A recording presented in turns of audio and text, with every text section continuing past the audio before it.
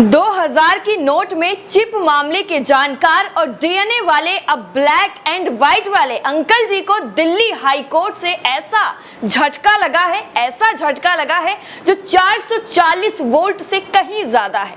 और इस झटके को सह पाना अंकल जी के लिए काफी ज्यादा मुश्किल भी है, जो बिना सोचे समझे किसी पर भी मीडिया ट्रायल होने लगता है, देशद्रोही, राष्ट्र विरोधी, आतंकवादी घोषित कर दिया जाता है, उसका हर्जाना अब अंकल जी को भुगतना पड़ेगा।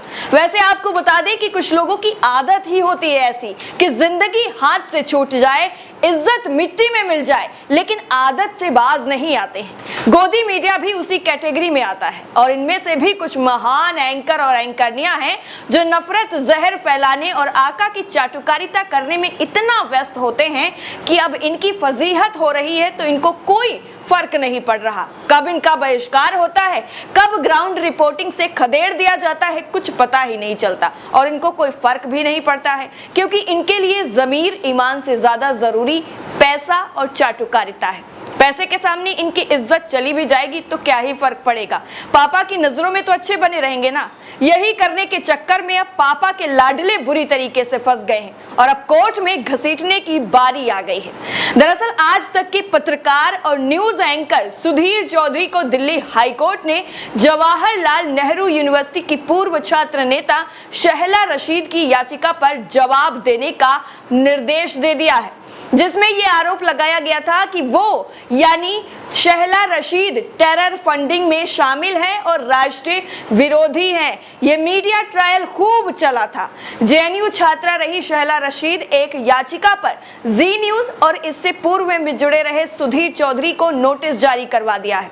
इस याचिका में नवंबर 2020 में एक कार्यक्रम प्रसारित किए जाने को लेकर सुधीर चौधरी और जी न्यूज से माफी की मांग की गई है। शहला रशीद ने news broadcaster and digital standards authority यानी NBDSA द्वारा 31 मार्च 2022 को पारित एक आदेश में शोषण की मांग की है, यानी उसको सही करने की मांग की है, जिसमें प्राधिकरण ने ब्रॉडकास्टर को माफी मांगने के लिए निर्देशित करने से इनकार कर दिया। आपको बता दें इसी साल अप्रैल महीने में news broadcasting and digital standard authority यानी NBDSA ने फैसला सुनाते हुए कहा था कि जी न्यूज को शहला रशीद के बारे में एक शो के लिंक को हटा देना चाहिए, जिसके बारे में प्राधिकरण ने कहा था कि इसमें निष्पक्षता की कमी थी।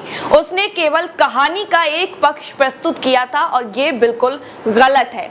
रशीद ने सुधीर चौधरी द्वारा होस्ट किए गए शो के खिलाफ शिकायत दर्ज की थी और 30 नवंबर 2020 को रात को 11 बजे ये शो प्रसारित किया गया था। चौधरी ने शो में रशीद के पिता का साक्षात्कार लिया था, यानी इंटरव्यू लिया था, जिनसे वो और उनकी मां अलग हो गए हैं और उन्होंने बिना किसी सबूत के बेबुनियाद आरोप लगा दिए। रशीद की जो शिकायत है उसमें कहा गया है कि एंकर ने आग में घी डालने का काम किया और कहा कि रशीद जो है वो राष्ट्र विरोधी गतिविधियों में शामिल थी।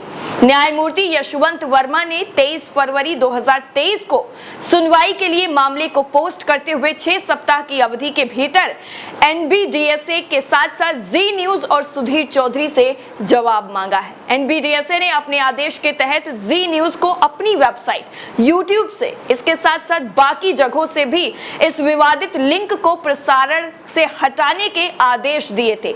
इस साल जुलाई में ही एंकर सुधीर चौधरी ने जी न्यूज छोड़कर अब आज तक में बतौर कास्टिंग एडिटर शामिल हुए हैं। अब न्यायमूर्ति यशवंत वर्मा ने जब 23 फरवरी 2023 को इस मामले की तारीख को मुकर्रर किया है तो अब देखने वाली बात यह होगी कि इन हफ्तों में जवाब जो है वो चिप के महान जानकार सुधीर चौधरी क्या पेश करने वाले हैं। और इस मामले में जब ये किसी भी बात को लेकर सीधा राष्ट्र विरोधी, देश विरोधी बता देते हैं और कहते हैं कि ये तो आतंकवादी है, ये तो देश से प्यार ही नहीं करता है, मीडिया ट्रायल इस तरह का चलाते हैं कि सारे के सारे आतंकवादी अड्डों का मास्टरमाइंड वही शख्स है। अब इस पर जवाब देना पड़ेगा सुधीर चौधरी को, वो भी कहीं और नहीं, दिल्ली के हाई कोर्ट में।